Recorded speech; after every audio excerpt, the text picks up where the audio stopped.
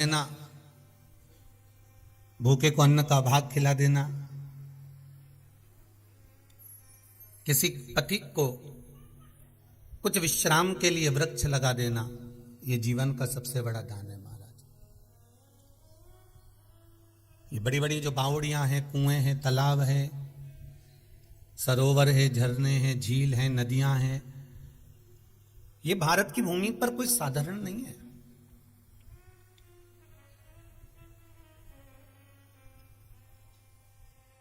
जहां जहां भगवान विराजमान है वहां वहां पर कुछ ना कुछ कुआं होगा, बावड़ी होगी, तालाब होगा, नदी होगी, सरोवर होगा, कुंड होगा, कुछ झीलें होंगी, कुछ नदियां होंगी। इन नदियों का, इन तालाब का, इन बावड़ियों का, इन कुंडों का बड़ा महत्व रहा है। पावन तीर्थों की धरा पर अपन जा जाकर दर्शन करते हैं। बद्रिकाश्रम में जाकर देखें तो सुंदर तप्त कुंड वगैरह का स्मरण करेंगे, गर्म पानी के कुंड है। यमुनोत्री में जाकर दर्शन करेंगे तो गर्म पानी के कुंड मिलेंगे। अब ऐसी ऐसी भूमि हमारे यहाँ भारत की भूमि की धरा पर आप जा जाकर अगर दर्शन करें तो एक एक कुंडों का स्मरण, वहां पर हमें उस कुंड के जल का क्या महत्व है, उस बावड़ी के जल का क्या महत्व है, उस सरोवर के जल का क्या महत्व है। क्यों कैलाश मानसरोवर में कैलाश पर्वत से भी ज्यादा मानसरोवर की झील का महत्व कहा जाता है।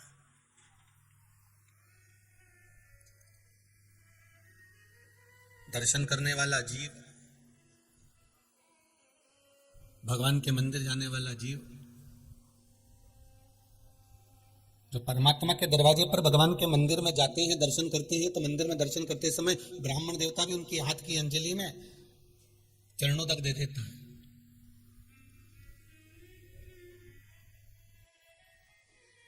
एक मंदिर में निवास करने वाले ब्राह्मण देवता, पुजारी जन, एक ब्राह्मण जन चरणों तक प्रदान कर देते हैं।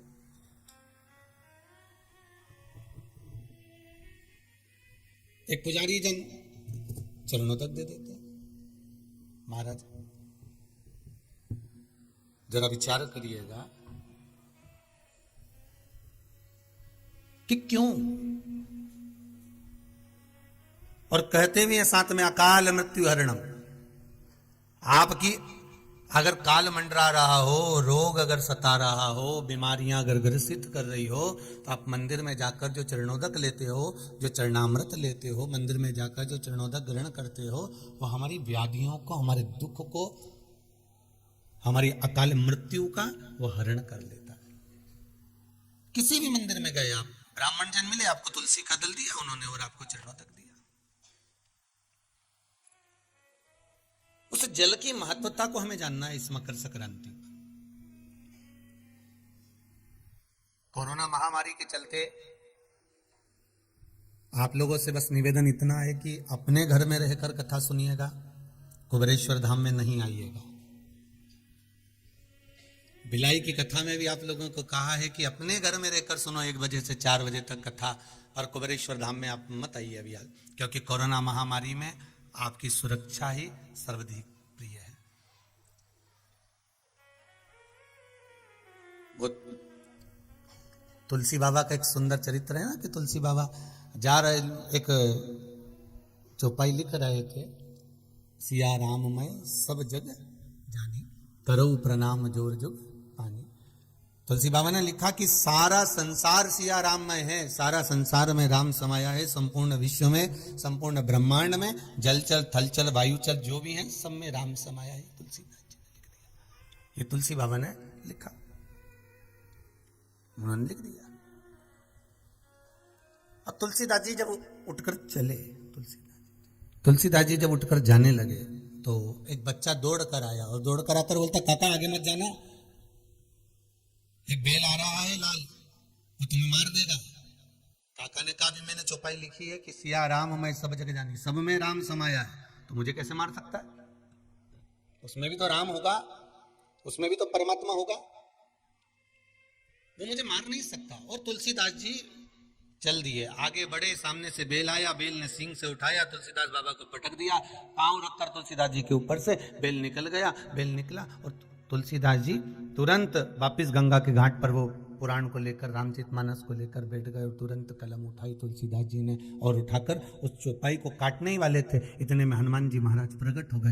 हनुमान जी ने कहा क्या हुआ तुलसीदास, क्या कर रहे हो? तुलसीदास जी ने लिखा मैंने चौपाई लिखी थी, सिया राम मैं सब जग जानी, करो प्रणाम जोर जुग पानी, सब में राम समाया था। तो मैंने बेल में भी राम देखा, फिर बेल ने मुझे क्यों मारा? आखिर ये बेल मुझे क्यों मार रहा है? बेल क्यों मार रहा? आखिर कारण क्या है? बेल ने आखिर मुझे मारा क्यों है? जब सब में राम देखा गया था, सब में राम समाया हुआ था, तो बेल ने मुझे क्यों मारा? तब हनुमान जी महाराज ने कहा देखो तुलसीदास जी, जहां से बेल आ रहा था वह तुम्हें जाना ही नहीं था, वो बच्चा आया था, उसने आकर कहा था कि सामने से बेल आ रहा है। अगर आपने बेल में राम देखा था तो उस बच्चे में राम क्यों नहीं देखा जो बताने के लिए आया था? तो कई बार हमको मार्गदर्शन करने वाले, हमको बताने वाले, हमको कहने वाले, हमको समझाने वाले हमको समझाते हैं, तो ऐसा नहीं है कि कोई अलग से आकर तुमको आकाश से बिजली कड़केगी और बिजली कड़क कर बोलेंगे कि तुम इधर उधर मत जाओ रे और मुंह पर मास्क लगाओ रे।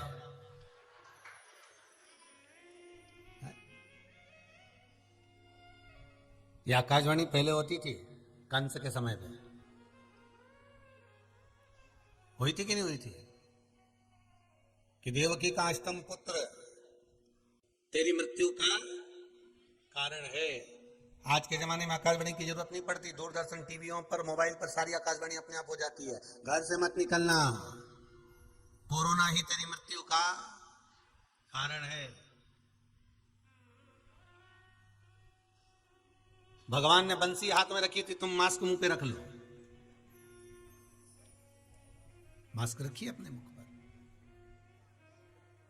भगवान भी सबसे दूरी बनाकर वन में जाकर बड़े भगवान ब्रज गोपियों के साथ में नित्य नूतन वन में विचरण कर कर लीला करते थे। आप भी भगवान की कृपा से एकांत में बैठकर भगवत भजन करो, घर में रहकर स्मरण करो, यहां मत पहुंचो, आप तो भजन करो।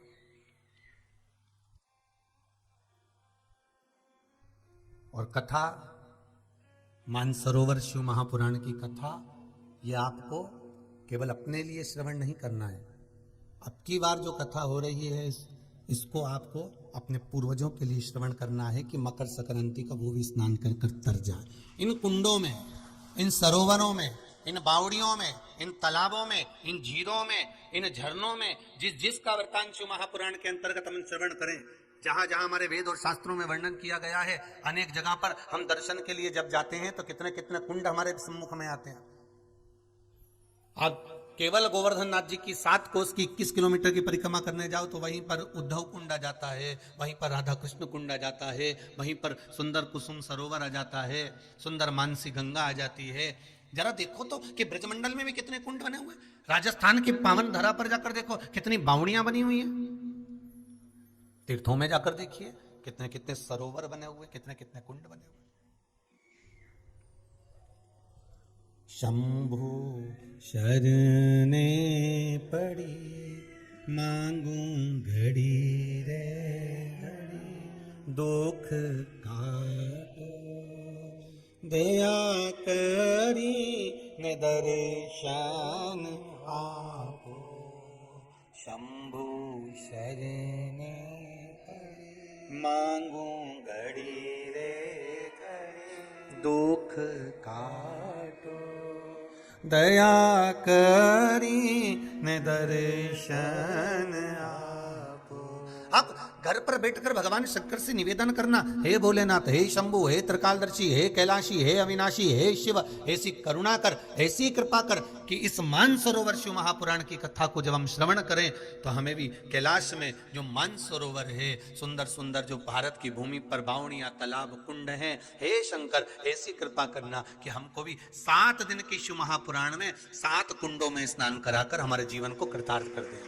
हमें बस इतना ही चाहिए।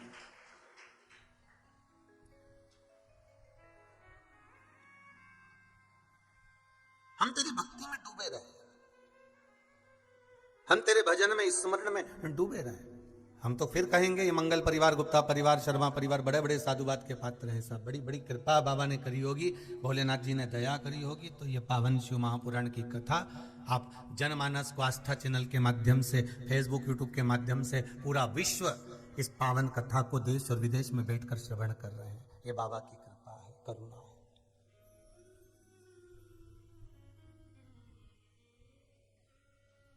कथा तो कोरोना महामारी जब चालू नहीं हुई थी तो चालू हो गई थी कथा। इंदौर में हुई, फिर खरगोन में हुई, फिर नवे गांव में हुई, नवे गांव के बाद में फिर भिलाई हुई, भिलाई के बाद में कथा आगे भी तीर्थों में होना थी, जगह जगह जाना था। पर कोरोना महामारी के कारण आगामी जितनी भी कथाओं के क्रम है उनको रोक दिया गया है। और भगवान शिव के इस पावन कुबेरेश्वर बाबा को याद आ रही होगी, बहुत दिन हो गया। कथा का रस स्वादन हो, शिव स्मरण करो। और कितना सुंदर दिन है कथा शुरू होने का, सोमवार की अष्टमी, बहुत सुंदर दिवस है। बहुत बहुत बधाइयां महाराज। सोमवार की अष्टमी का मतलब आपको इंदौर की कथा में बताया था, जिस दिन शंकर और पार्वती के मिलन का दिवस हो। और केवल एक माता पार्वती के अकेले मिलन का नहीं, 64 योगनियां तक भगवान शंकर से मिलने के लिए आती हैं। 64 योगनियां। कहते हैं भगवान के जितने जितने विवाह हुए थे ना, उमा से, सती से, कात्यायनी, कुष्मांडा, चंद्रघंटा, स्कंदा, ये जितने जितने जितने भगवान के विवाह हुए थे, अनेक अनेक उमा आदि आदि जितनी भी भगवान की जो मंगल विवाह हुए थे, सारी माता पार्वती के जितने अंश हुए हैं, माता पार्वती के जितने स्वरूप हुए हैं, ये सारे स्वरूप, सारे अंश माता पार्वती के। ये सोमवार की अष्टमी के दिन भगवान शंकर के मंदिर में आकर शिव जी के सम्मुख में बैठकर उस जलाधारी के नजदीक में, जहां शंकर जी का शिवलिंग होता है, उस जलाधारी के पास में उस दिन केवल पार्वती जी का हस्त कमल नहीं होता, स्वयं मां जगतजननी अपने कामन रूप में 64 योगनियां और शक्तियां सारी की सारी आकर उस जलाधारी के पास में विराजमान हो जाती हैं। और शंकर जी पे जो जल चढ़ता है वो देवियां ग्रहण कर शिव को अपना आनंद सुख प्रदान करती है। इसीलिए कहते सोमवार की अष्टमी का महत्व बड़ा है, बहुत प्रबल। अभी तो पड़ गई हैं, अब बैसाख और ज्येष्ठ में पड़ेगी सोमवार की अष्टमी। उसके बाद में फिर एक और पड़ेगी, अश्विन के जो नवरात्र आएंगे, जो शरदीय नवरात्र आएंगे, उस शरदीय नवरात्रि के समय पर फिर सोमवार की अष्टमी एक पड़ेगी। बाबा की कृपा है, शिव की कृपा से, भगवान शंकर की कृपा से ही सब कुछ आनंद में हो। और हम तो कहेंगे एक लोटा पानी चढ़ाने से पीछे मत हटना सोमवार की अष्टमी के दिन।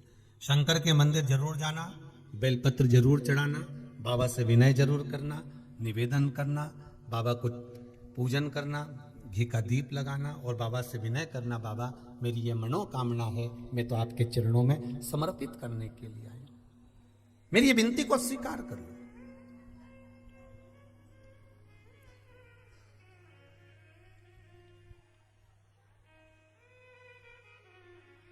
तेरे दरबार की बाबा निराली शान देखी है, तेरे दरबार की बाबा निराली शान देखी है, तुझे देते नहीं देखा पर झोली भरी देखी है। बाबा कभी मैंने आपको देते हुए नहीं देखा, पर तेरा भजन करने वाला, तेरा स्मरण करने वाला, तेरा कीर्तन करने वाला, तेरा मंत्र जाप करने वाला, तेरा नाम जाप करने वाला, तेरी भक्ति में डूबने वाला कभी खाली तो नहीं रह सकता, कभी खाली नहीं रहेगा।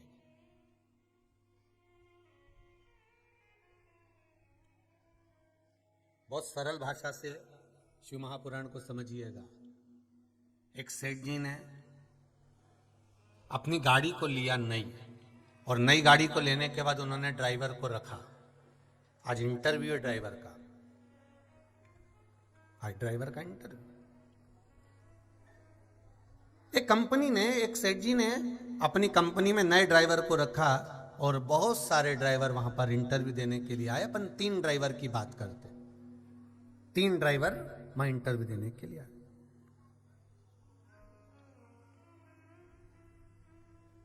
पहला ड्राइवर आया, सेठ जी ने उसका इंटरव्यू लिया और पूछा तुम्हारा नाम क्या है? नाम बताया उसने, पिता का नाम क्या है ये नाम बताया। फिर सेठ जी ने पूछा तुम गाड़ी चला लेते हो? जी।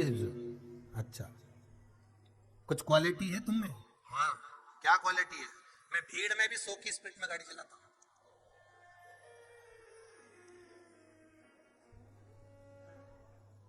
अब देखिए उसकी क्वालिटी बता रहा हूं। मैं भीड़ में भी 100 की स्पीड में गाड़ी चलाता हूं। अच्छा, हाँ, बहुत बढ़िया। और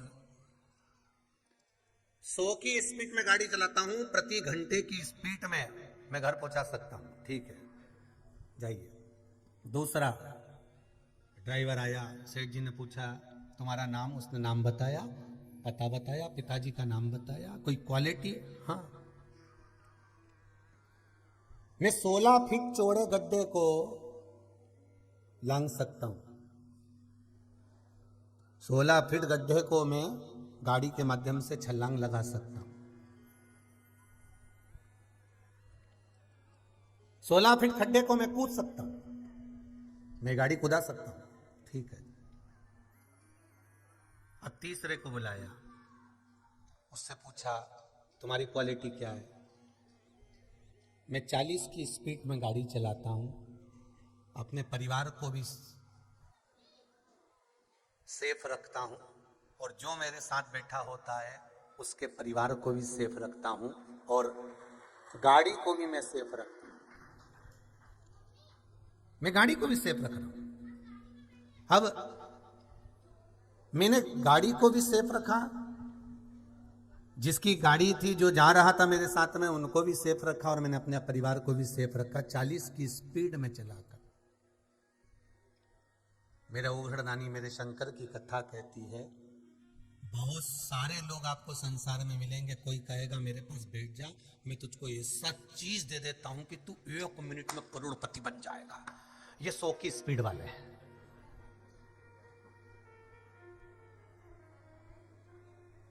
श्री सुखदेव जी महाराज राजा परीक्षित को बहुत बाद में मिले। राजा परीक्षित तो पहले ना जाने, कहते हैं 350 ऋषि राजा परीक्षित को मिल गए, तो श्रीमद् भागवत वर्णन करती है। और एक एक ऋषि के पास जाकर पूछा गुरुवर क्या बात है? तो गुरुजी ने पूछा राजा तब परेशान क्यों है? कि महाराज जी मुझे 7 दिन में प्राणों को छोड़ना है, 7 दिन बाद मेरे प्राण छूट जाएंगे। तो ऋषि कहते, कोई कहता है आजा हमारे पास बैठ जा, कोई कहता हम तुझसे यज्ञ करवाएंगे, कोई कहता हम तुझसे अनुष्ठान करवाएंगे, कोई कहता हम तुमसे ये करवाएंगे, हम तुमसे अनुष्ठान करवाएंगे, कोई कहता हम तुमसे ये करवाएंगे, कोई कहता है हम तुमसे ये करवाएंगे। तो 350 ऋषिवर मिले और सबने कहा, कोई कह रहा है यज्ञ करवाएंगे, कोई कह अनुष्ठान करवाएंगे, कोई कह ये करवाएंगे, कोई कह वो करवाएंगे, पर मन में भाव जागृत नहीं हुआ, मन में विश्वास जागृत नहीं हुआ।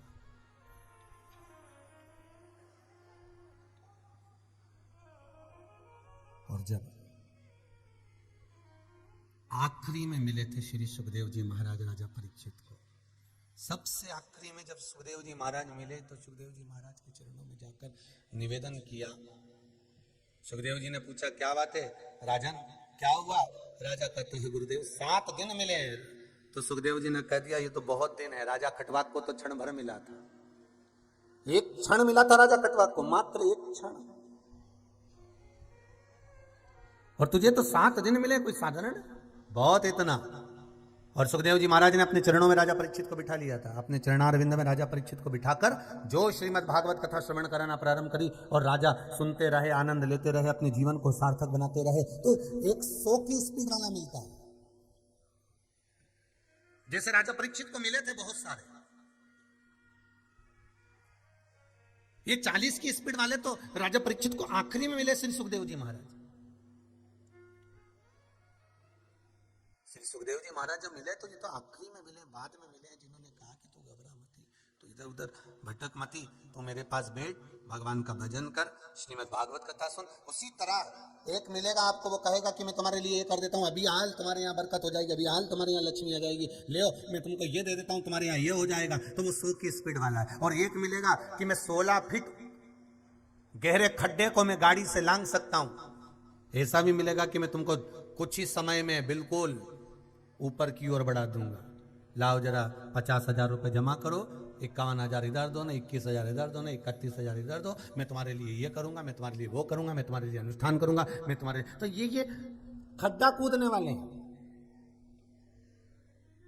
पर सेठ जैसी चतुरता रखना, कंपनी जैसी चतुरता रखना। उसने कहा नहीं, एक और आया और उसने कहा मैं 40 की स्पीड में चलता हूं, अपने आप को भी सेफ रखता हूं, मेरे परिवार को भी सेफ रखता हूँ और सामने वाले के परिवार को भी सेफ रखता हूँ, और जिस गाड़ी को मैं चला रहा होता हूँ, जिस गाड़ी को मैं लेकर जा रहा होता हूँ, उस गाड़ी को भी मैं काम नहीं निकालने देता, वो गाड़ी भी मैं सेफ रखता हूँ। मतलब समझ जाओ कि हमें अपनी जिंदगी भी संवारना है, परिवार को भी संवारना है, हमारे कुटुंब को भी संवारना है, और आखिरी में ये जो आत्मा है ना, इसको परमात्मा से मिला देना है। यही 40 की स्पीड है, आखिरी में उस परमात्मा से।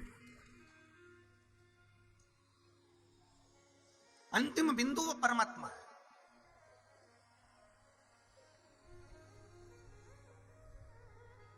और इस आत्मा को परमात्मा तक लेकर जाने में थोड़ा समय लगेगा। इस आत्मा को परमात्मा तक लेकर जाने में थोड़ा समय लगेगा, क्योंकि ये मन बड़ा चंचल है, कैसे तेरा भजन करूं, बड़ा चंचल।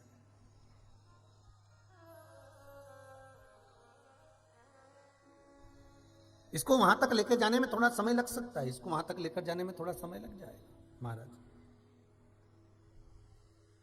मुझे भगवान की जय। हर हर महादेव, हर हर महादेव। हर भगवान शिव की कथा करी, ओगरदानी त्रिकालदर्शी शिव, कैलाशी अविनाशी, भगवान शिव का चरित्र कह रहा है। महाराज शिव महापुराण की कथा कह रही है कि ये जो भगवान शंकर कैलाश अधिपति मेरे शिव का जो पावन चरित्र है, शिव महापुराण की कथा है, जो भगवान शंकर कैलाश पर विराजमान है, और शिव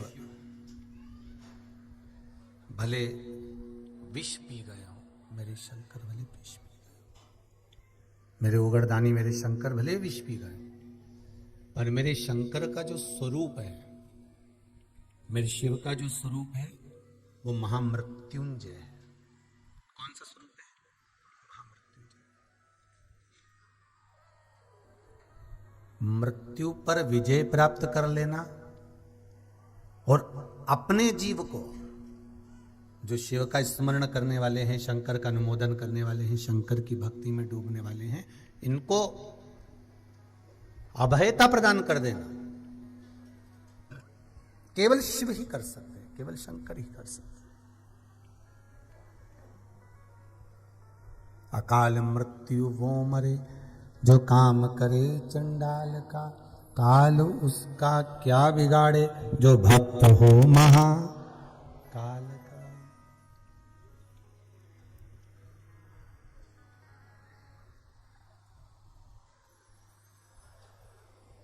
एक स्थान काशी में, जहां पर महामृत्युंजय शिव भी हैं और मेरे महाकाल बाबा भी हैं।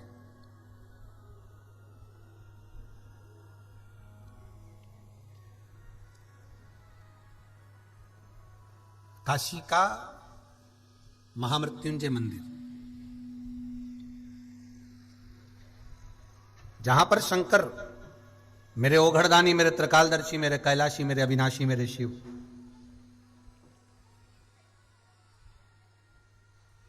महामृत्युंजय के रूप में विराजमान।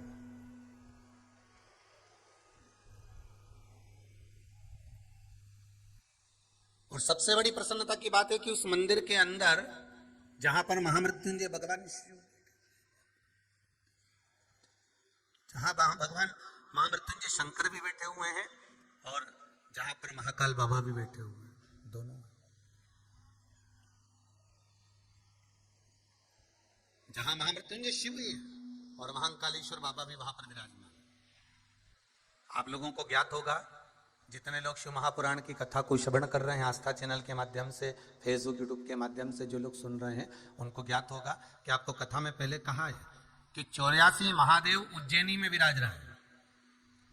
महाकाल बाबा की धरा पर 84 महादेव विराजमान है।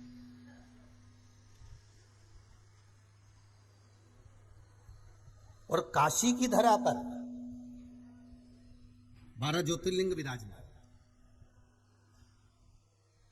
कभी आप लोग अगर जाए ना काशी, तो वहां पर आप जाकर बोलना कि हमको 12 ज्योतिर्लिंग का दर्शन करना है, तो अलग अलग जगह पर आपको कहीं मल्लिकार्जुन, कहीं महाकाल बाबा, कहीं सोमनाथ जी, कहीं नागेश्वर जी, कहीं भीमा शंकर, कहीं वैद्यनाथ जी, कहीं त्र्यंबकेश्वर जी, कहीं केदार जी,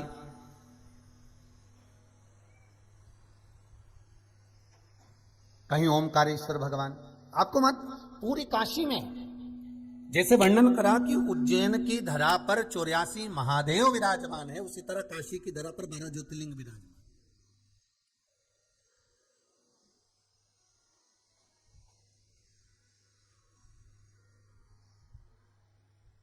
अपने भक्त का उद्धार करने के लिए महाराज मनु और शत्रुपा के लिए भगवान वहां विराजमान हो गए थे। और बहुत ध्यान देना, काशी की भूमि पर एक मंदिर, महामृत्युंजय मंदिर ऐसा है जहां पर महामृत्युंजय शंकर, महाकाल बाबा और मध्यस्थ बीच में कुछ ही दूरी पर, वहीं पर नजदीक में एक सुंदर सा एक कुआं है, जहां पर धन्वंतरी जी ने,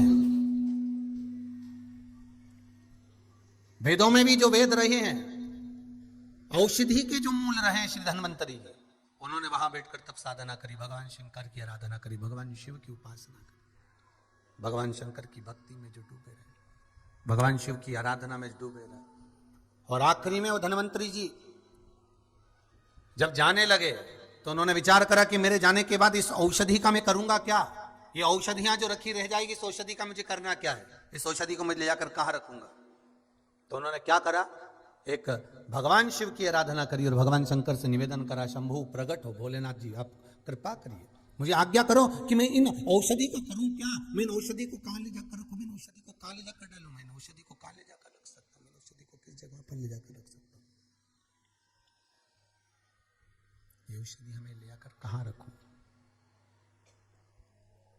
शिव की आराधना में धन्वंतरी जी डूब गए। शिव महापुराण में मान सरोवर शिव पुराण सुन रहे हो, इसका ध्यान रखिएगा, ऐसे ऐसे कुएं, ऐसी ऐसी बावड़ी, ऐसे ऐसे तालाब, ऐसे ऐसे झरने, ऐसे ऐसे सरोवर और ऐसी ऐसी झीलों का स्मरण है कि आप अगर उसको कभी वहां से निकले और आपके जीवन में अगर आप कभी वहां पहुंचे, तो पहुंचने पे आपको यह ज्ञात होना चाहिए कि हम काशी आए हैं, तो एक बार वो धन्वंतरी कुएं पर जरूर जाएं, धन्वंतरी कूप पर जरूर जाएं और वहां का जल हम अवश्य पीकर आए, जहां 24 घंटे महामृत्युंजय पाठ, महामृत्युंजय मंत्र का स्मरण चलता रहता है, जहां विद्वान विद्वान ब्राह्मण महामृत्युंजय मंत्र की भक्ति में डूबे रहते हैं, विद्वान से विद्वान ब्राह्मण जहां महामृत्युंजय मंत्र में डूबे हैं और मंत्र का स्मरण करने में लगे। धन्वंतरी जी ने भगवान शिव की आराधना करी, भोलेनाथ, हे शंभु, हे त्रिकालदर्शी, हे कैलाशी, अविनाशी। अब आप कहोगे वो तो वेद थे, औषधियां उनका मूल था, फिर शंकर जी को रिझाने के लिए उन्होंने क्यों शिव जी को क्यों रिझाया।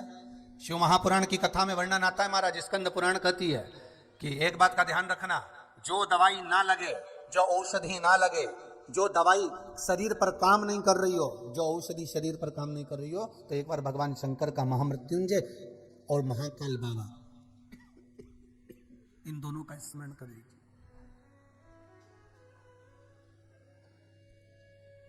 महामृत्युंजय और महाकाल बाबा, इन दोनों का स्मरण कर लीजिए। कौन कौन से बाबा का करना है जरा जम के बोलिए।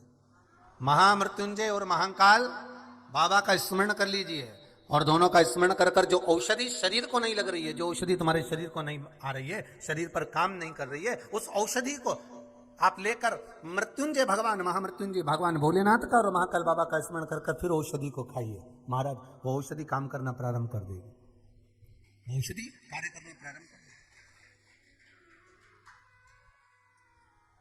औषधि में भगवान शंकर मूल है, मेरे शिव मूल है। शंभो शरणे पड़ी मांगू घड़ी रे घड़ी, दुख काटो दया करी निदर्शन। औषधि में शिव मूल है, औषधि में शंकर मूल है। महाराज धन्वंतरी जी ने भगवान शिव की आराधना करी, धन्वंतरी जी ने भगवान शंकर की आराधना करी। हे भोलेनाथ, हे त्रिकालदर्शी, हे कैलाशी, हे अविनाशी, हे शिव करुणा करिए बाबा, हे भोलेनाथ करुणा करो। तब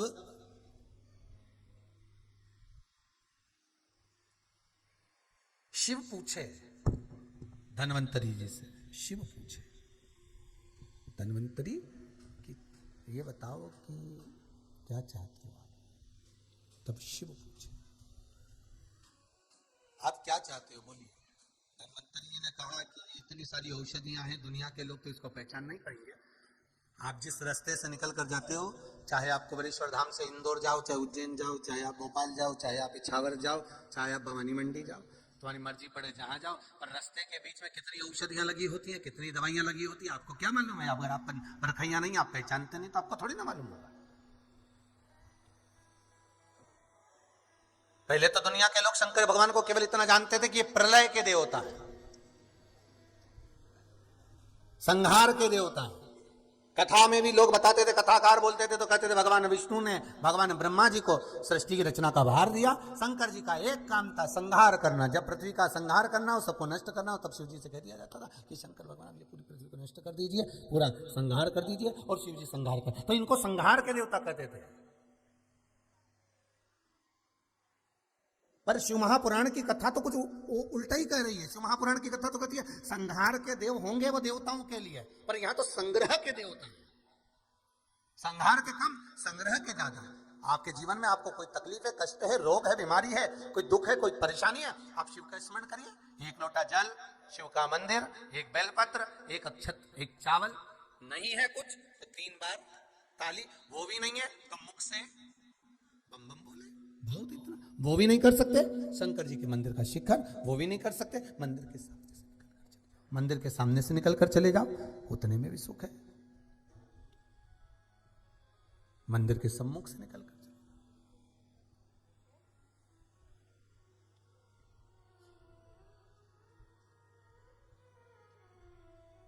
महाराज धन्वंतरी जी पूछ रहे हैं कि मेरी ये औषधियां, मेरी जो इतनी औषधि रखी हुई है, इतनी सारी औषधियां रखी हुई हैं, इन औषधियों का मैं करूं क्या, इन औषधियों का मुझे क्या करना है। तब भूत भावन भूतेश्वर ने, मेरे शंकर ने, मेरे महाकाल बाबा ने, मेरे महामृत्युंजय बाबा ने कह दिया एक कूप का निर्माण हम करते हैं, आप इसमें सारी औषधियां डाल दीजिए। जैसे मेरे भरत लाल जी ने, भरत भगवान ने, मेरे राम जी के छोटे भाई श्री भरत जी महाराज, जितने सरयू सरोवर, जितने कुंड बावड़ी तालाब, सबका जल अपने राम जी महाराज के अभिषेक के लिए लेकर गए थे चित्रकूट में, और कहा था भैया मैं आपका अभिषेक करना चाहता हूं। भगवान ने मना कर दिया कि मेरा अभिषेक तो मेरे पिताजी ने कर दिया, मुझे वन जाना है और वन जाऊंगा, आप मुझे रोकिए नहीं। आपको दिया है राजगादी, आप उसे सामान लीजिए, पर मैं इतना राज सामान लेकर आया हूं, राजगादी पे बिठाने का इतने सारे जल लेकर आया हूं, इतनी सारी सामग्री लेकर आया हूं, इसको मैं क्या करूं, कहां ले जाऊं। तब कहा कि आप एक कुएं के अंदर इसको डाल दीजिए। तो वो कूप का नाम क्या पड़ गया, भरत कूप। आप लोग जब चित्रकूट जाएं तो दर्शन करके आना, भरत कूप। धन्वंतरी जी ने कहा कि मैं इतनी सारी जो औषधियां हैं, इतनी सारी जो औषधियां, इन औषधियों का क्या करूं, इन औषधियों को कहां ले जाके डालूं, इन औषधियों का करना क्या है। भगवान ने कहा एक कूप का निर्माण कर देता हूं, इस कूप के अंदर इन औषधियों को डाल दिया। धन्वंतरी देव ने सारी औषधियां उस कुएं के अंदर डाल दी, और भगवान शिव का स्मरण कर कर कहा बाबा कृपा करना, केवल मैंने औषधि नहीं डाली है, जनमानस के विश्वास को ले जाकर इसमें डाला है। जिस विश्वास से लोग इस जल का आचमन करेंगे, वैसा वैसा इसका रोग मिट जाएगा। आज भी काशी में धन्वंतरी कूप है महाराज, धन्वंतरी। क्या नाम है उस कुएं का नाम, कहां पर है ये, महामृत्युंजय मंदिर में, जहां पर मेरे महामृत्युंजय भगवान और मेरे महाकाल बाबा दोनों विराजमान हैं, उसके मध्यस्थ धन्वंतरी कूप। इस कुएं का सबसे बड़ा एक लोग कहते हैं गुरुजी आप कहते हो कि दुनिया में चमत्कार, चमत्कार देखना तो जाओ ना, थोड़ा बहुत काशी में भी जाओ,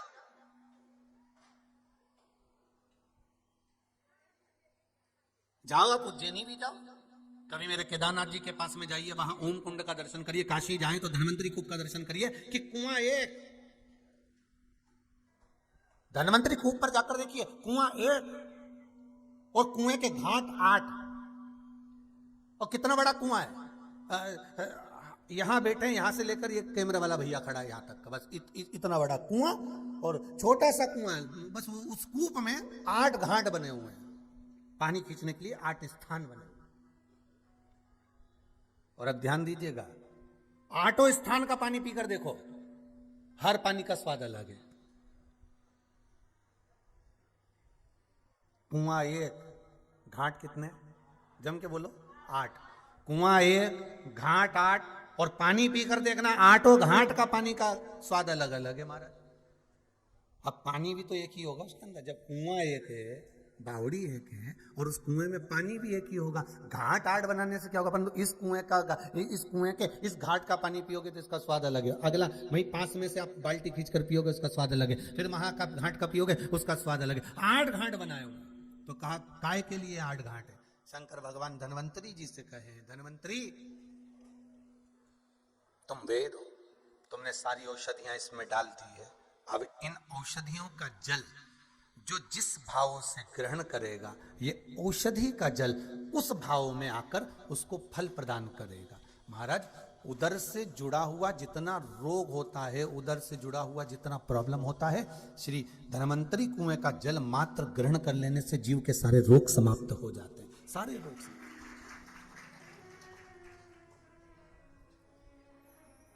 धन्वंतरी को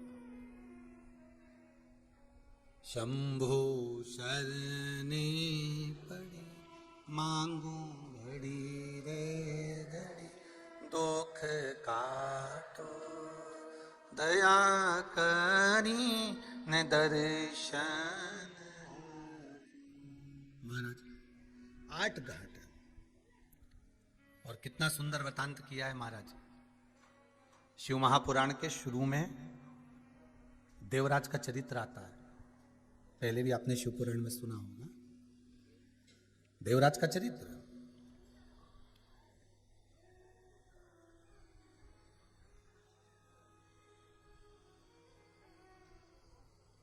देवराज की जो धर्मपत्नी थी,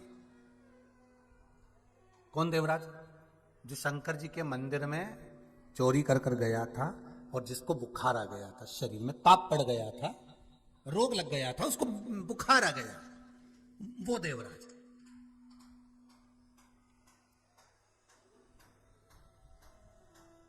उसकी धर्मपत्नी शोभावती,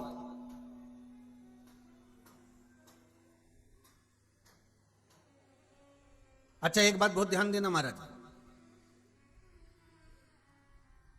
कोई जरूरी नहीं है कि माता पिता अच्छे हैं तो औलाद भी अच्छी निकलेगी। टीवी देख के बिगड़ गई हो तो कोई जरूरी थोड़ी ना कि माता पिता अच्छे हैं तो औलाद भी अच्छी निकलेगी। तो हो सकता है कि माँ के गर्भ में जब बच्चा था और उसने नाटक देखा हो, फिल्म देखी हो, टीवी देखी हो, कोई मैगजीनें पढ़ी हो, आड़ा टेढ़ा कहीं दिन भर मोबाइल में गेम खेली हो, तो औलाद भी ऐसी पैदा हुई।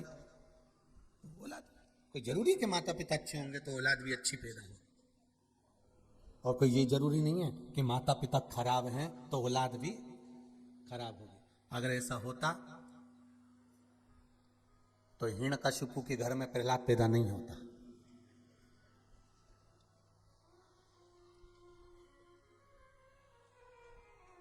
रावण की उस नगरी में विभीषण नहीं रहता, राम जी की अयोध्या में कैकेयी नहीं रहती। कोई जरूरी है?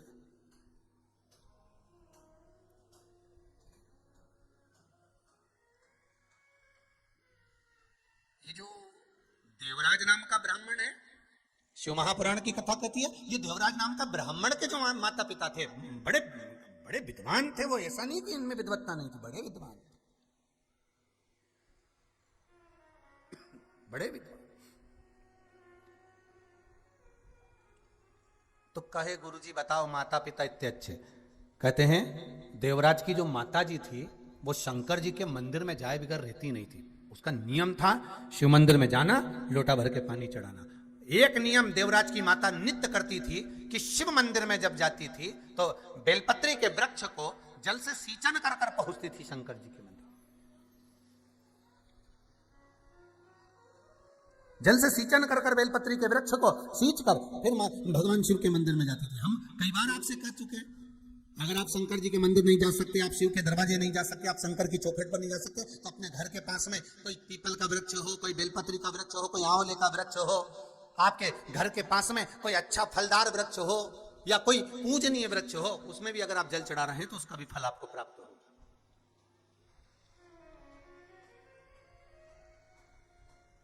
बहुत ध्यान दीजिएगा।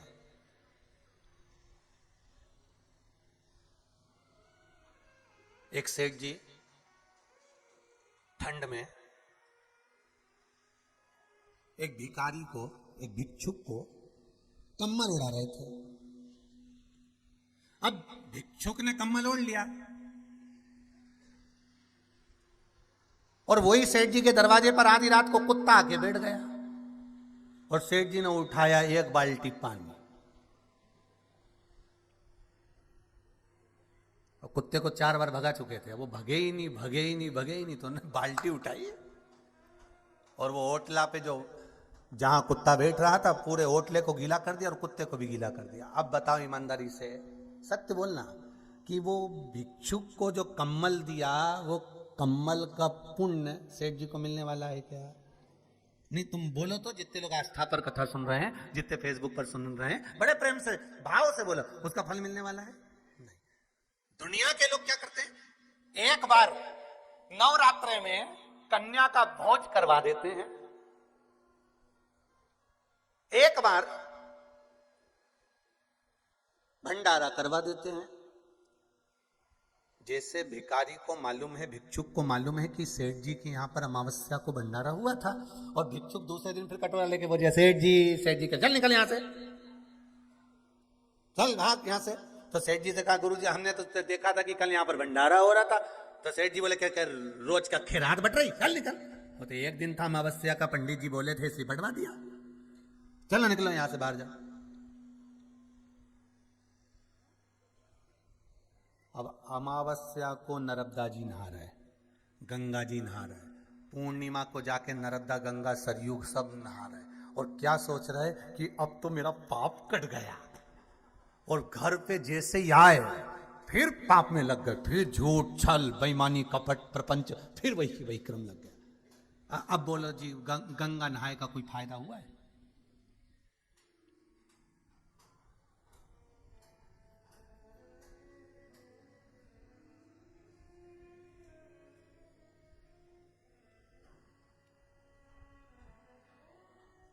फिर मतलब क्या हुआ? कभी प्यासे को पानी पिलाया नहीं, बाद अमृत पिलाने से क्या फायदा। कभी गिरते हुए को उठाया नहीं, बाद आंसू बहाने से क्या फायदा। वो लाभ क्या है, उसका फल क्या?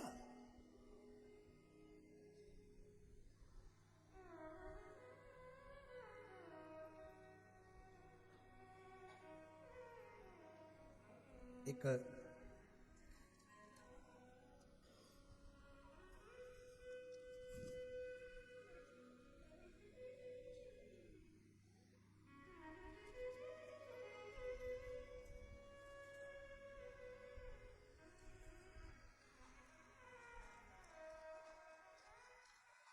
सुंदर भाव लिखा है किसी ने, बहुत लखेरा परिवार की ओर से कोटि कोटि प्रणाम।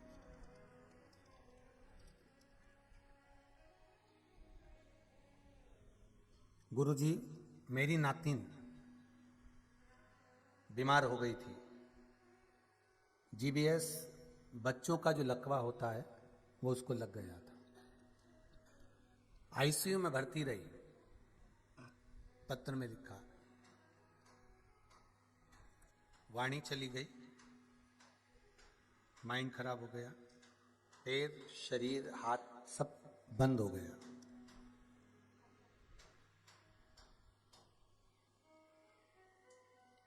शिव महापुराण में सरसों के तेल का एक महत्व सुना था लकवे का। वो उपाय किया, पशुपति व्रत किए। पहला व्रत जैसे ही पूर्ण हुआ गुरुजी, बच्ची ने बोलना प्रारंभ कर दिया, पत्र में लिखा। दूसरा व्रत हुआ, बेटी ने हाथ से काम करना प्रारंभ करा। और तीसरा व्रत हुआ तो बेटी खुद उठकर बैठ गई और चलना प्रारंभ कर दिया। ये पत्र है। शिव कृपा किसको कहते हैं? शंकर दया किसको कहते हैं? महाराज, अगर हमारा विश्वास दृढ़ है, हम भगवान के चरणारविंद का रसस्वादन ग्रहण कर रहे हैं, हम भगवान शंकर के चरणों में अपनी चित्त वृत्ति को लगा रहे हैं, अपनी चित्त वृत्ति को अगर हम भगवान शिव में लगा रहे हैं। और फिर निवेदन करूंगा, कोरोना महामारी की तीसरी लहर का वर्णन चल रहा है, तीसरी लहर चल रही है। सारा राष्ट्र, कई हजार लाख केस निकलते जा रहे हैं।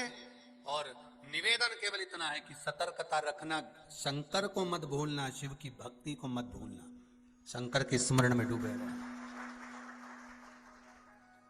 किसी ने कहा गुरुजी, अगर आपकी कथाएं लगी हुई थी, आगे से आगे कथाएं थी, अगर यजमान लोग अगर वहां पर कथा करवा रहे थे, ऑफलाइन कथा हो रही थी, सब अपने अपने नगर में करवा रहे थे, तो कैंसिल हो गई होगी, तो फिर अपन कथा काहे को करें, क्या करना? ये कथा केवल इसलिए कर रहे हैं कि आप अगर घर में हैं तो हिम्मत मत हारना। ऐसी कई रोग, कई बीमारियां, तो ये संसार है, चलता रहना है।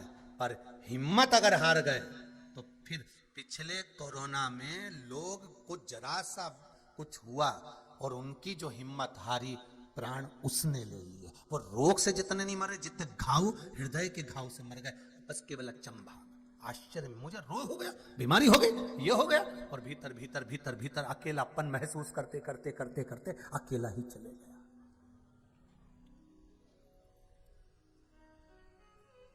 शिव स्मरण करो। शंकर भगवान ने मौका दिया है। हमारे पास तो केवल एक ही सीढ़ी है, वो है भगवान के चरणारविंद। श्री शिवाय नमस्तुभ्यम। बचने का एक उपाय, वैक्सीन लगवाओ, मुंह पर मास्क लगाओ, हाथ धोइए और घर में रहकर भगवान शंकर की कथा को श्रवण करिए। परमात्मा को तो जब अपना कोटा पूरा करना रहता है ना, कुर्सी भरना रहती है, तो उसके पास में तो बहुत सारे उपाय हैं। कोरोना जैसे ढेर सारे पड़े, वो तो कोई कुछ भी लेके घूम फिर के आ सकता है।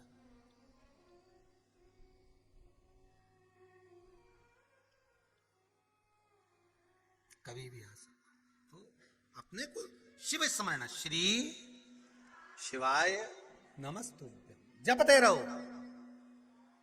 धन्वंतरी जी ने एक शब्द कहा है आखिरी में, जब धन्वंतरी कूप में सारी औषधियां डाली, तब एक शब्द कहा शंकर भगवान के सम्मुख में। इधर महाकाल बाबा, इधर महामृत्युंजय बाबा, और बीच में खड़े होकर धन्वंतरी जी कहते हैं कि मेरे जीवन की औषधियां मैं इस कूप में देकर जा रहा हूं। पर एक बात कहना चाहूंगा, धन्वंतरी जी कहते हैं कि कुएं में तो मैंने औषधि डाल दी है, पर सबसे बड़ी औषधि है शंकर का नाम। जो जप लेता है वो रोग से मुक्त होते चले जाता है। धन्वंतरी जी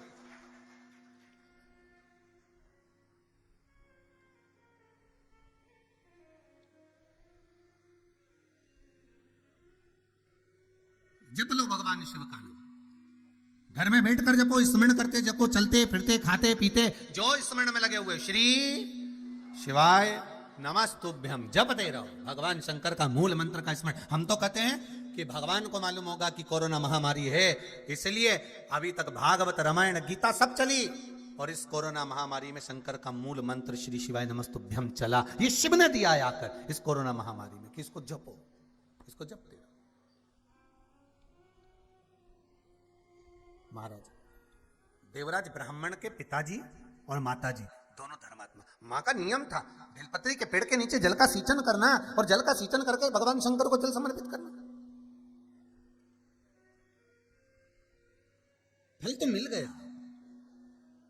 कभी क्या होता था कि देवराज ब्राह्मण की धर्म पत्नी और देवराज ब्राह्मण की माता माँ कई बार मंदिर नहीं जा पाती थी, तो भगवान शिव का स्मरण कर कर घर में ही पात्र में जल समर्पित कर देती थी।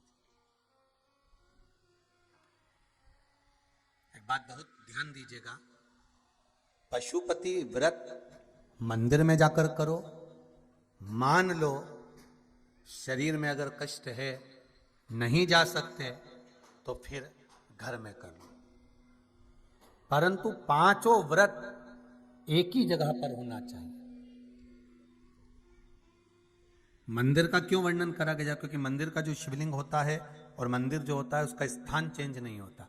और आप जो पूजन करते हो ना घर में, तो पाटे पे अपन ने भगवान शंकर को रखा या मंदिर के अंदर शंकर जी को रखा, तो रोज स्नान करने के बाद कभी शिव जी को यहाँ बिठा देते हो, कभी शंकर जी को यहाँ बिठा देते हो, ठाकुर जी को उठा के कभी ऊपर बिठा देते हो, कभी तुम नीचे बिठा देते हो, कभी ठाकुर जी को तुम गादी पे बिठा देते हो, कभी तुम सिंहासन पे बिठा देते हो, तुम्हारा मन पड़े तो कभी झूले में बिठा देते हो। तो भगवान तो वहां तो घूमता रहता, क्योंकि भगवान का घर है, उनकी तो हवेली है, उनका घर, तो वहां तो घूमता रहे। पर मंदिर जो होता है, भगवान शंकर जिस मंदिर में विराजमान होते हैं उसको शिवालय कहते हैं। क्या कहते हैं उसको? शिवालय। स्कंद पुराण में कहा गया, मंदिर किसको कहा गया? जिसके अंदर मूर्तियां, जैसे राम जी की मूर्ति है तो राम मंदिर है, कृष्ण की मूर्ति है कृष्ण मंदिर है, देवी की मूर्ति है देवी मंदिर है, दत्त की मूर्ति है दत्त मंदिर है, शनि की मूर्ति है शनि मंदिर है, गुरु की मूर्ति है गुरु मंदिर है। पर जहां शंकर की अगर मूर्ति भी विराजमान है तो वो शंकर मंदिर है, पर जहां शंकर का शिवलिंग विराजमान है वो शिवालय है, वो मंदिर नहीं है, वो मंदिर नहीं कहलाएगा। आप कभी अगर कुबेरेश्वर धाम पर आए तो यहां पर कभी मत कहना कि यहां शंकर का मंदिर है, यहां तो आप कहना शिवालय है, कुबेरेश्वर धाम है, यहां शंकर का मंदिर नहीं है, यहां शिवालय है।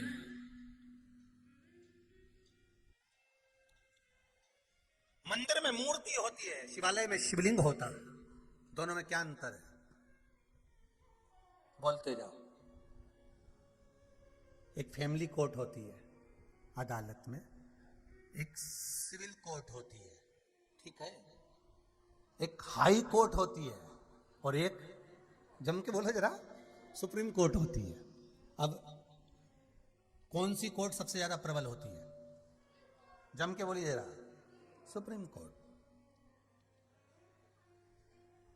मंदिर में भगवान का दर्शन करिए, प्रणाम करिए, निवेदन करिए, श्रीफल चढ़ाओ, पूजन करो, सब मंदिर में जाओ, अर्चना करो, निवेदन करो, पर शिव मंदिर नहीं। जहां शंकर का शिवलिंग है वो शिवालय है, वहां पर आप कुछ चढ़ाएं ना चढ़ाएं, बस जैसे ही आप वहां पहुंचे तो आपको शंकर के शिवलिंग के सामने पहुंचते ही आपके दुख कटना प्रारंभ हो जाते हैं। बस पहुंचते ही दुख कटना प्रारंभ।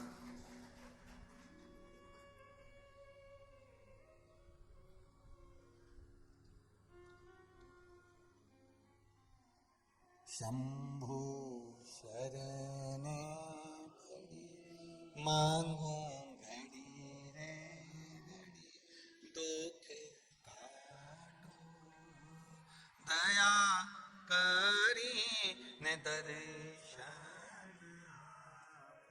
मंदिर में मूर्ति होती है, शिवालय में शिवलिंग होता है, बस शिवालय के सम्मुख में शंकर के सामने, पहले भी कथा में कहा, जल नहीं चढ़ा सकते, बेलपत्री नहीं चढ़ा सकते, फूल नहीं चढ़ा सकते, उसके सामने से भी निकल गए तो दुख कट गया। मतलब शिवालय के सम्मुख में भगवान शंकर के शिवलिंग के सामने जब पहुंच गए तो तुम्हें कहने की जरूरत नहीं कि भोले बाबा मुझे ये दुख है, शंकर जी मुझे ये तकलीफ है, कभी कहना नहीं पड़ेगा। आप तो पहुंचे, निवेदन करा, फिर बस उसके दरवाजे पर पहुंचे और वो पहचान गया कि इसको कष्ट क्या है, इसको तकलीफ क्या है।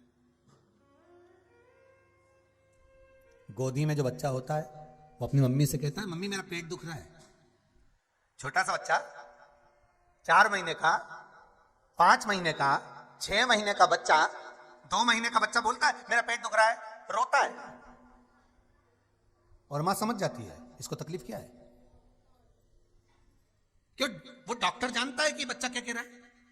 जिस डॉक्टर को तुम दिखाने लगा छोटे से बच्चे को, वो जानता है कि इसको क्या चाहिए।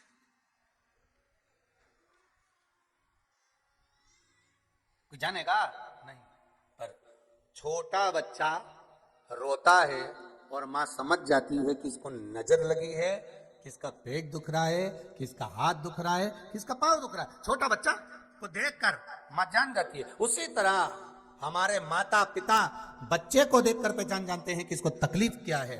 डॉक्टर हाथ उसका चेहरा देखकर पहचान जाता है कि इसको तकलीफ क्या है। मेरे शंकर की शिवलिंग के सामने जाते से मेरा शंकर पहचान जाता है कि इसको तकलीफ क्या है, वो तुरंत जान जाता है। उसके सम्मुख में पहुंचे और वो पहचान गया।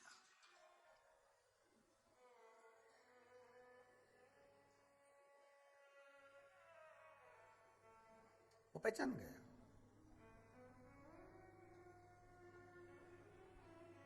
वैश्य है मंगल मंगलकारी,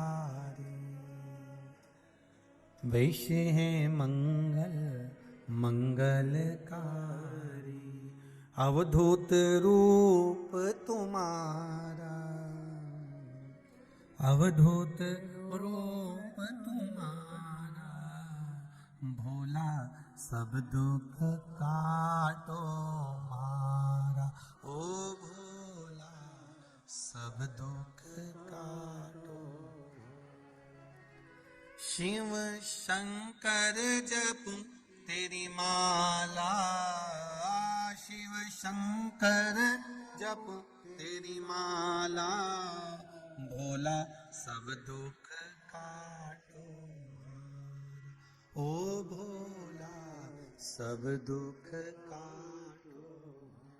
महाराज शिव के मंदिर में तो मंदिर नहीं कह सकते, शंकर को शिवालय कह सकते हैं। शिव का जहाँ शिवलिंग रखा हुआ है, जहाँ शंकर का शिवलिंग विराजमान है, वहां पहुंचकर आप अपने हृदय की बात कहें ना कहें, शंकर समझ जाता है किसको चाहिए क्या। शिव जान जाते हैं कि इनको होना क्या चाहिए, क्या चाहिए। तो आप शिव के मंदिर जब भी जाएं तो क्या कहेंगे? मंदिर नहीं, क्या है? शिवालय। एक सुंदर भाव हमारे शैलेंद्र जी कहते हैं ना, मन मेरा मंदिर शिव मेरी पूजा, शिव से बड़ा नहीं कोई दूजा। कौन है?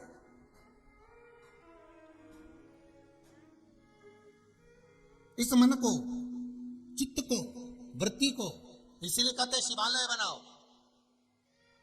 शिवालय का मतलब क्या होता है? दूसरे के दुख को देखकर दुखी हो जाना और दूसरे के सुख को देखकर सुखी हो जाना।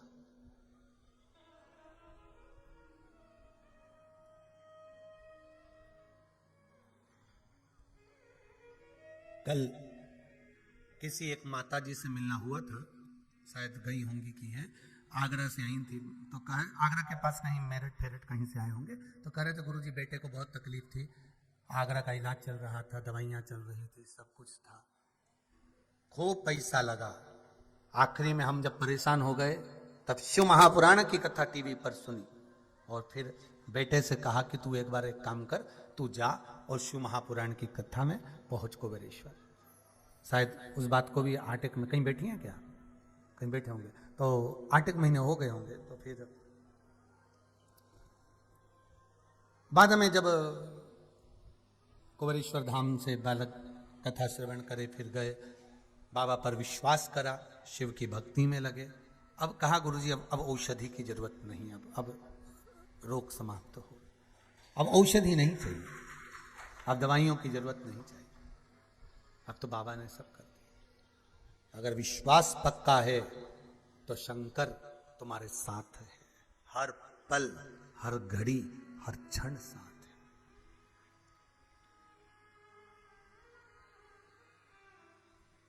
एक किसी ने लिखा है,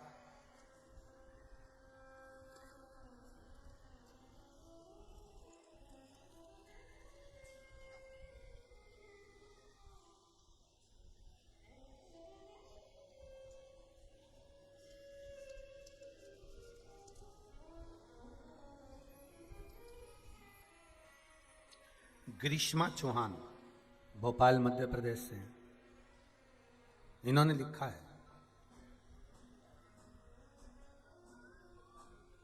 मेरे छोटे भाई की नौकरी नहीं थी, बैठी होंगी कहीं, ध्यान में होगा। और कई सालों से वो प्रयास कर रहा था।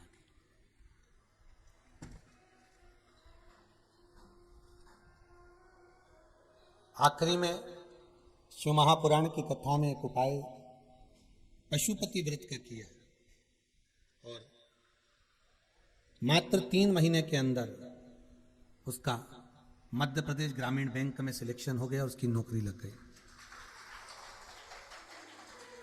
आप ही है, आप ही ने लिखा है। बधाई हो आपको बहुत बहुत, बाबा की कृपा। बैठ जाइए, बैठिए। श्री शिवाय नमस्ते। शिव भक्ति किसको कहते हैं? शंकर का अनुमोदन किसको कहते हैं? स्मरण किसको कहते हैं? भोला सब दुख काटो, ओ भोला सब दुख काटो। भगवान शिव की भक्ति का एक रसतत्व हमारे जीवन में जागृत है। धन्वंतरी जी ने कहा भगवान शंकर के सामने, भोलेनाथ जी के सम्मुख में विराम शब्द पर कहा, कुएं में औषधि है, पर धन्वंतरी जी कहते हैं शंकर का नाम ही औषधि है। शिव का केवल नाम लेने ही औषधि का काम। केवल हर हर महादेव है। महाराज भगवान शिव का नाम हर पल हर घड़ी हर क्षण इस जिज्ञासा से औषधि भगवान शिव का नाम है। औषधि भगवान शंकर का नाम है। शिव महापुराण की कथा कहती है, केवल धन्वंतरी जी कह रहे हैं कि केवल इस कूप में औषधि नहीं है, कि केवल इस धन्वंतरी कूप में औषधि हो। औषधि तो भगवान शिव के नाम में है। श्री शिवाय नमस्तुभ्यं, श्री शिवाय नमस्तुभ्यं। भगवान शंकर के नाम में, भगवान शंकर के नाम स्मरण में औषधि। शिव महापुराण कह रही है, जरूरी नहीं कि माता पिता धर्मात्मा होंगे, माता पिता धर्मात्मा होंगे तो ही पुत्र धर्मात्मा होगा, या माता पिता अगर गलत हैं तो बेटा भी गलत होगा। ये वर्णन नहीं किया। शिव महापुराण की कथा कह रही है, देवराज ब्राह्मण की जो माता जी थी वो जल भरकर बेलपत्री के वृक्ष का सींचन कर कर शंकर जी पे जल समर्पित करती, और शंकर जी को जल समर्पित कर कर तब भगवान शिव भक्ति का स्मरण करते।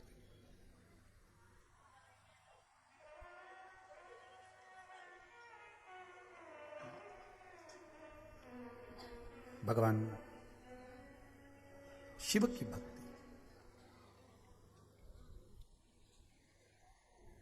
भिक्षुक को तो उड़ा दिया कम्मल और कुत्ते पे डाल दिया पानी। अब बोलो नानी, क्या होगा तुम्हारा? अब विचार करिए, अब होगा क्या? एक तरफ तो हमने कह दिया कि हमने बहुत सारा पुण्य करा, पर पाप की श्रृंखला और पुण्य की श्रृंखला दोनों की पट्टियां अगर खोली जाएगी ना महाराज, तो दोनों में सबसे ज्यादा निकलने वाले क्या है? पाप निकलने वाले। कि मेरा अवगुण भरा शरीर दयालु कैसे तारोगे, मेली चादर झीमर झीर प्रभु जी कैसे तारोगे। ये अवगुणों से भरा हुआ है।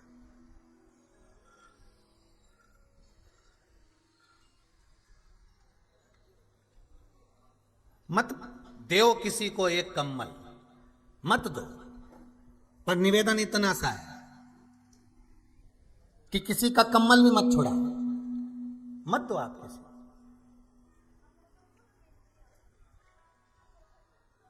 मत कराओ किसी को भोजन, पर निवेदन इतना सा है, किसी को अपशब्द भी मत कहो। मत दो किसी को औषधि, पर निवेदन इतना है कि अपने मुख से जहर भी मत उगो, मत दो। महाराज देवराज ब्राह्मण की माता शिव मंदिर में जाती, पूजन अर्चना करती, अवस्था आ गई। दोनों देवराज ब्राह्मण के माता और पिता दोनों धर्मात्मा थे। अब विचार करिएगा जरा कि ये दोनों धर्मात्मा थे तो देवराज को भी धर्मात्मा पैदा होना था।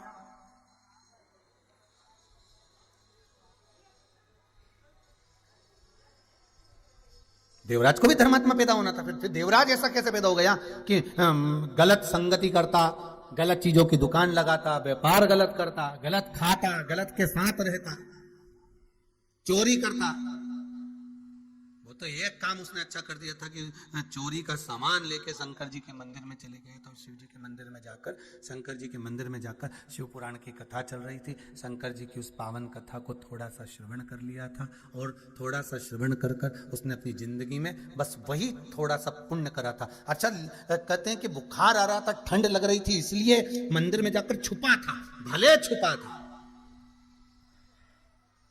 माता पिता के द्वारा किया गया पुण्य सत्कर्म कहीं ना कहीं हमारे सामने आकर खड़े हो जाता है। ये बात का ध्यान रखना। आप जो सोमवार का व्रत करते हो, पशुपति व्रत करते हो, पूजन करते हो, अर्चना करते हो, सेवा करते हो, चाकरी करते हो, निवेदन करते हो, शिव मंदिर में जाकर एक लोटा पानी चढ़ाते हो, शंकर जी को एक बेलपत्र चढ़ाते हो, ये खाली नहीं जाता, कभी खाली नहीं जाएगा। आपका चढ़ाया हुआ एक लोटा जल, एक बेलपत्र, एक चावल का दाना, एक पुष्प आपके सामने कब आकर खड़ा होगा आपको मालूम नहीं पड़ पाएगा। विपदा की घड़ी में सम्मुख में आ जाएगा, सम्मुख में। आप जाओ तो शिव के द्वार, आप पहुंचो तो शंकर की चौखट पर, शंकर के दरवाजे पर आप पहुंचो तो, शिव की चौखट पर आप जाइए तो, शंकर के भवन की ओर बढ़ो तो। महाराज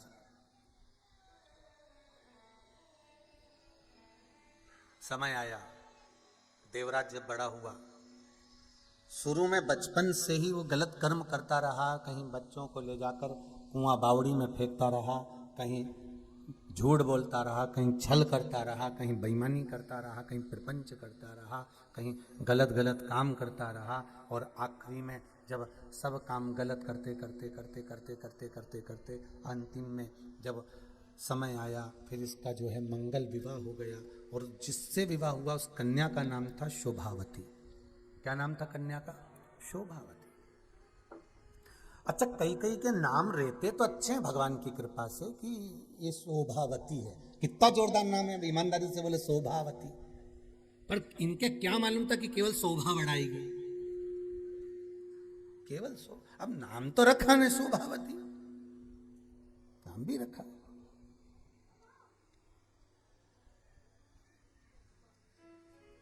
मतलब ये पक्का है कि नाम से कुछ नहीं होने वाला। अब एक व्यक्ति का नाम था अमीर चंद, सुबह सुबह डलिया में उठा रहा तो गोबर, और पूछा नाम क्या है इसका? अमीर चंद। सुबह सुबह एक घर में एक माँ पोछा लगा रही थी, उनसे नाम पूछा, तुम्हारा नाम क्या है? लक्ष्मी। अब बताओ। तो यहाँ शिव महापुराण की कथा कर रही है, यहाँ नाम नहीं।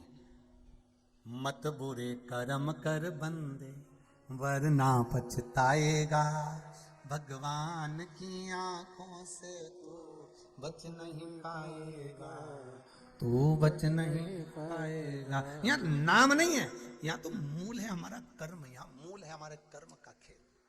यहाँ व्यक्ति ने जैसा कर्म करा है वैसा उसको फल मिलना। जो पूर्व में कर कर आए हो वैसा भी आपको प्राप्त हो रहा है।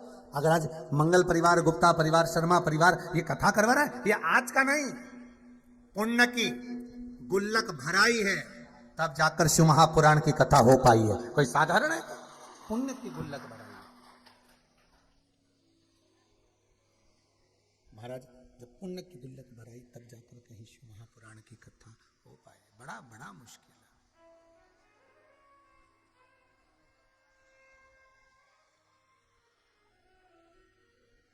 धर्मपत्नी मिल गई शोभावती, और शोभावती धर्मपत्नी जब मिली, महाराज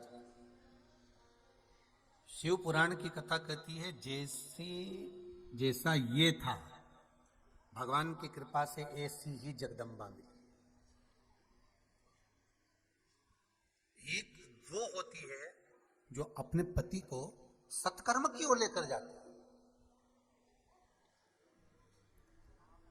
और कहीं कहीं की एक ऐसी आ जाती है जो सास ससुर अगर दान कर रहे हो, पुण्य कर रहे हो, सत्कर्म कर रहे हो, कथा भागवत करा रहे हो, स्मरण करा रहे हो, सत्यनारायण जी का पूजन करा रहे हो, मंदिर देवालय में जाकर अभिषेक पूजन कर रहे हो, तो एक अपने पति से कह देती है तुम्हारी मां के पास कोई काम नहीं, फालतू का चूना लगाना केवल, बस दिन भर वासी और वाला महाराज और तुम्हारी अम्मा कथा ही सुनती रहे, महाराज जी बताते रहे और ये करती रहे, बस। अरे उस मां के चरण पकड़कर धोख लगाना कि ना जाने कौन सा काल आने वाला था, उसने जाकर एक लोटा पानी शिव जी को चढ़ाया था, उससे वो काल टल गया था, उसको धन्यवाद देना, भगवान शंकर से जाकर निवेदन करना, बेनती करना कि वाह मेरे घर के लोगों ने जो पानी चढ़ाया, जो फूल चढ़ाया, जो पुष्प चढ़ाया, जो बेलपत्र चढ़ाई, उसका सुख हमें प्राप्त हुआ, उनको जाकर निवेदन करो।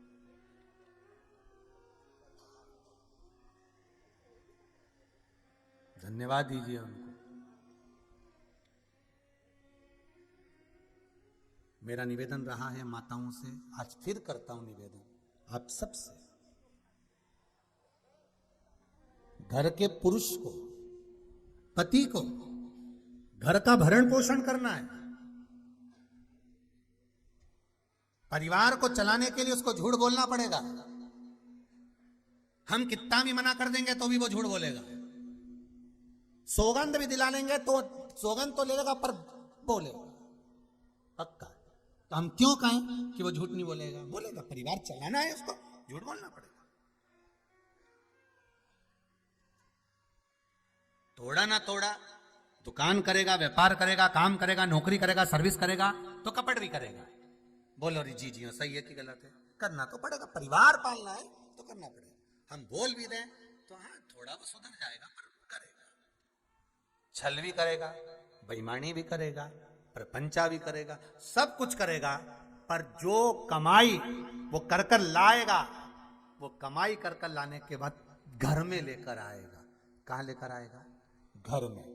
और घर में लेकर आएगा, तुम्हारे पास आएगा, तो तुम एक काम कर सकती हो कि उसने झूठ बोला, प्रपंच करा, बेईमानी करी, छल करा, जो करा उसने करा, घर के बेटों ने जैसा कमाया, घर के बच्चों ने जिस तरह से कमाया, उन्हें कमाने दो, बस बीच बीच में कहते रहो बेटा गलत मार्ग पर मत जाना, सत्य के मार्ग पर चलना, अच्छा कर्म करना, बेईमानी नहीं करना, किसी का दिल नहीं दुखाना, और वो कमाई कर कर लेकर आए, उसकी कमाई में से थोड़ा सा धन निकाल कर पत्नी को, धर्म पत्नी का फर्ज अदा करना है, और उस धन को कहीं सत्कर्म में, किसी गरीब के भोजन में, किसी को जरूरत हो उसके सेवा में उस धन को लगा देना है, तो पति को भी वेतन दे दे। आवाज पकड़ रहा है, माइक दम नहीं टेक रहा, प्रेशर वगैरह कुछ नहीं है महाराज। अब उसको कह देना है,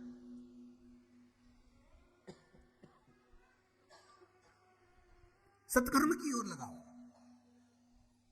पति का काम है वो करेगा, व्यापार भी करेगा, दुकान भी करेगा, जमीन जायदाद सत्ता सब उसको परिवार पालना है, सब कुछ करेगा, पर उस धन को पत्नी का फर्ज है, धर्म पत्नी का फर्ज है कि उसमें से उसको सत्कर्म में लगा, उसको सत्कर्म की ओर लेकर जाओ, ये उसके ऊपर। अब शोभावती देवराज नाम के ब्राह्मण की धर्म पत्नी कभी अपने पति से ये नहीं पूछा उसने कि तुम ये धन लेकर आ रहे हो, कहां से ला रहे हो, तुम्हारे पिताजी तो राम नाम जप रहे, माताजी भगवान शंकर के मंदिर जा रही, तुम इतना धन आखिर ला कहां से रहे हो, तुम्हारा व्यापार नहीं, तुम्हारा व्यवसाय नहीं, पैसा कहां से आ रहा है, जरा बताओ, इतनी अफशरफियां, इतना दौलत, इतना रकम, इतना जेवर तुम्हारे पास आया कहां से ला रहे हो, बोलो जरा। शोभावती ने नहीं पूछा, शोभावती नहीं पूछी। और महाराज जब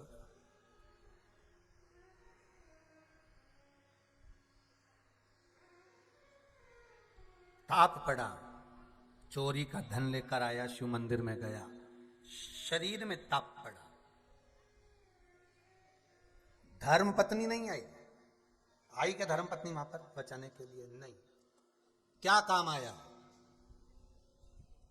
किसका पुण्य काम आया? किसका सत्कर्म काम आया?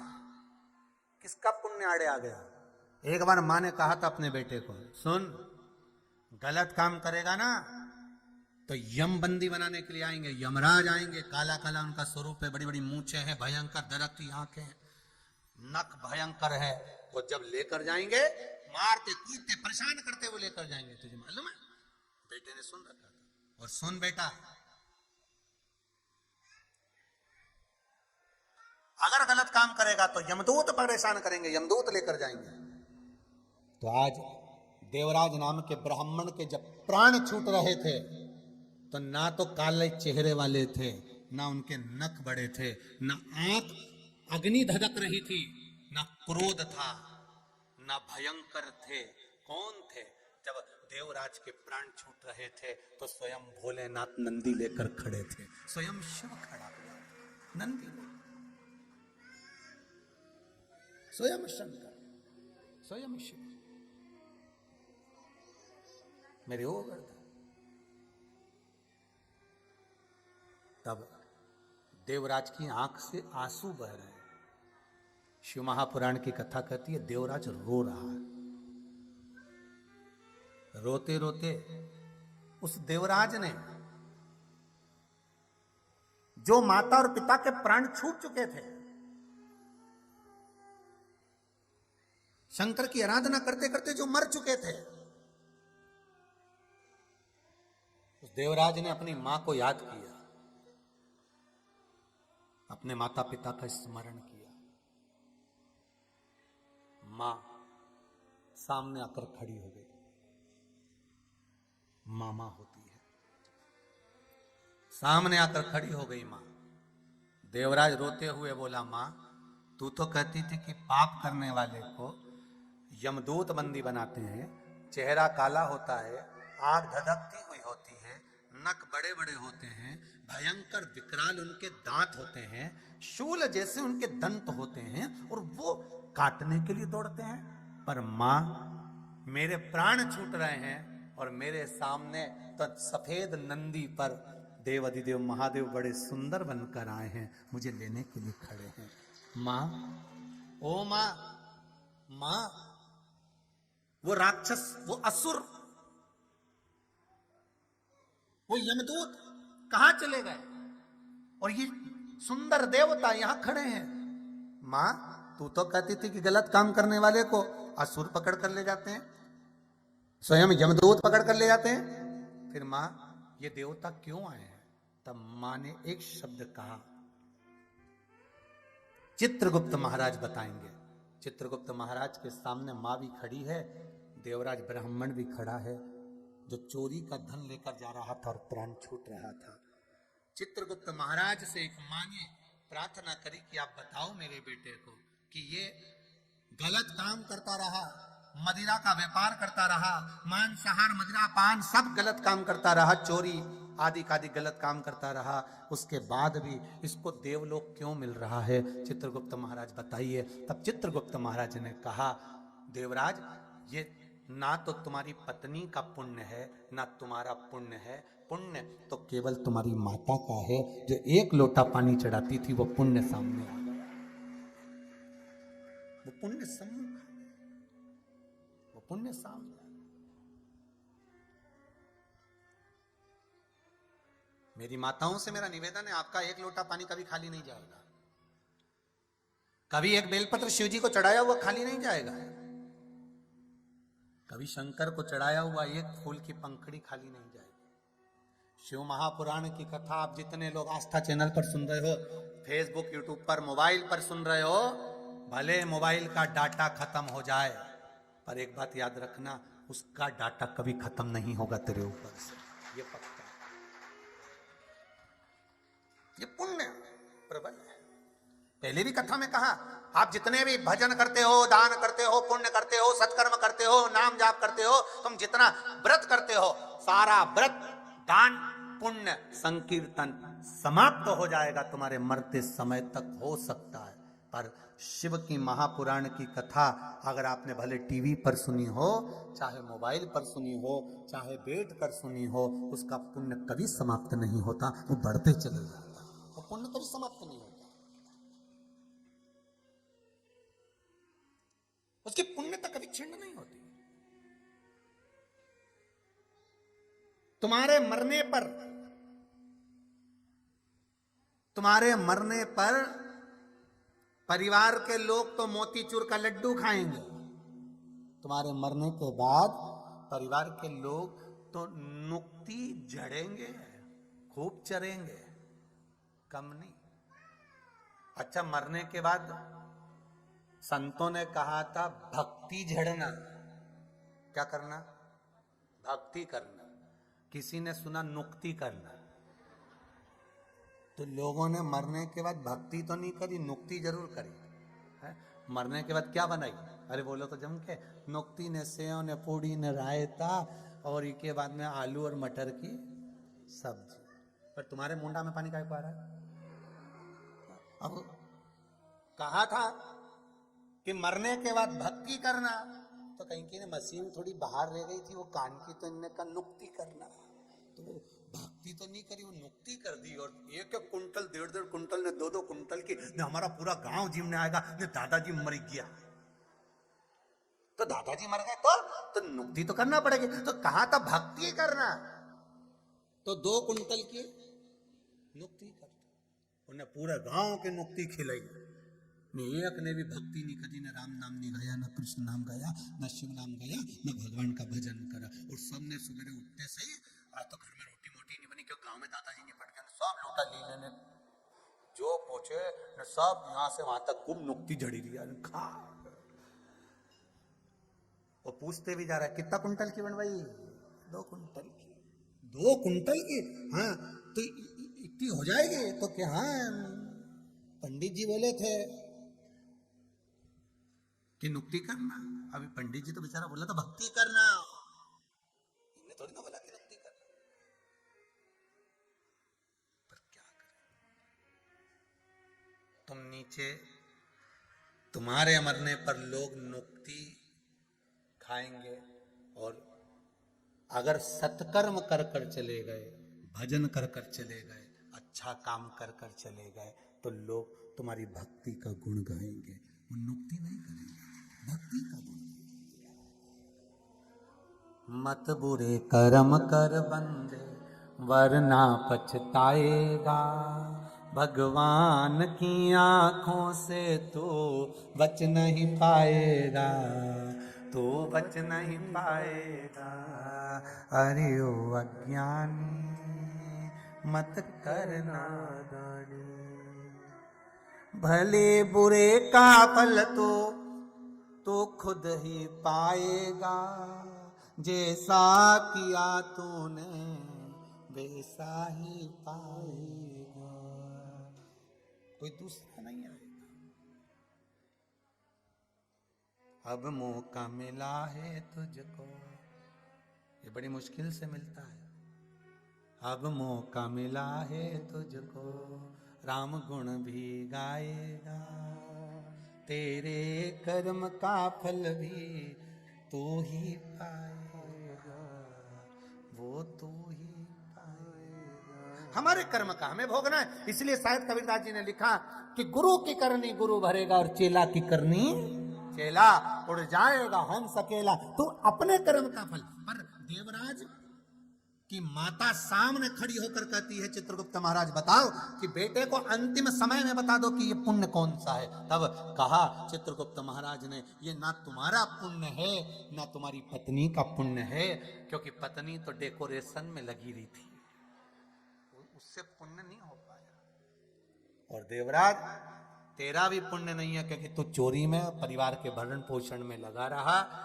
पुण्य तो केवल तेरी माता ने जो 1 लोटा पानी चढ़ाया था बेलपत्री के पेड़ के नीचे, जो जल सींचा था, वो पुण्य यहाँ सामने आकर खड़ा हो गया। मैं गुप्ता परिवार से कहूंगा, मंगल परिवार से कहूंगा, ऑस्ट्रेलिया में बैठे हुए शर्मा परिवार से कहूंगा, ये तुम्हारा पुण्य है कि नहीं मालूम नहीं, पर इतना जरूर कहता हूं शिव महापुराण के माध्यम से कि आपके दादा परदादा, आपके माता पिता बड़े पुण्य वाले होंगे, जिनके पुण्य की गुल्लक से ये शिव पुराण है।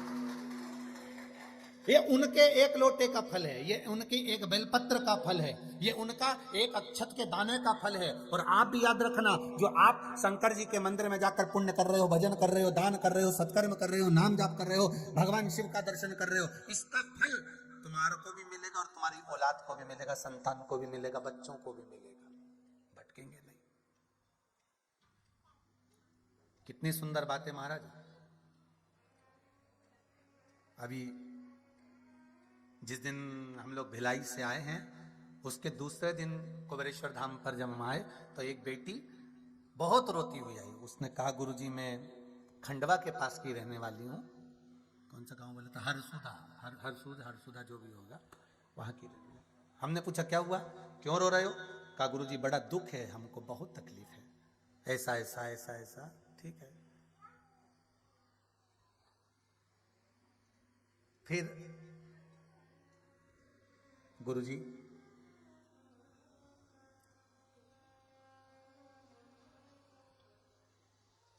इतना दुख है हमारे जीवन में।